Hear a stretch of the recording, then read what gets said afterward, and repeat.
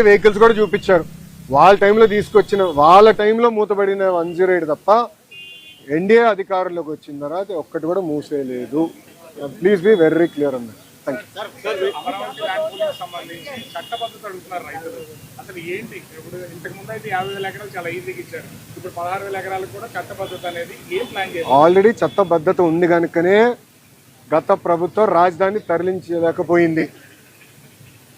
Already legally binding కనుక మీరు చూస్తే జనరల్గా ఇలాంటి కార్యక్రమాలు చేసినప్పుడు ప్రభుత్వం అగ్రిమెంట్లు అంటే ప్రభుత్వం అనుకూలంగా చేస్తుంది. కానీ ఆనాడు ముందు చూపుతో గౌరవ ముఖ్యమంత్రి గారు అగ్రిమెంట్లు చేసినప్పుడు అమరావతి రైతులతో, అంటే రాష్ట్ర ప్రభుత్వం చేసినప్పుడు రైతుల పక్షాన చేసిన అగ్రిమెంట్, అందుకే రాజధాని తరలించలేకపోయారు. ఈరోజు మీరు వెళ్ళి చూడండి, అమరావతి పనులు కూడా ఇక్కడ ఎట్లయితే ఎకనామిక్ రీజన్ యాక్టివిటీలు భోగాపురం ఎయిర్పోర్ట్ ఎంత స్పీడ్గా జరుగుతుందో అమరావతి పనులు కూడా అంతే స్పీడ్గా జరుగుతున్నాయి. మీరు పొద్దునకి సాయంత్రానికి డిఫరెన్స్ ఉంటుంది, అంత స్పీడ్గా అక్కడ కూడా పనులు జరుగుతున్నాయి.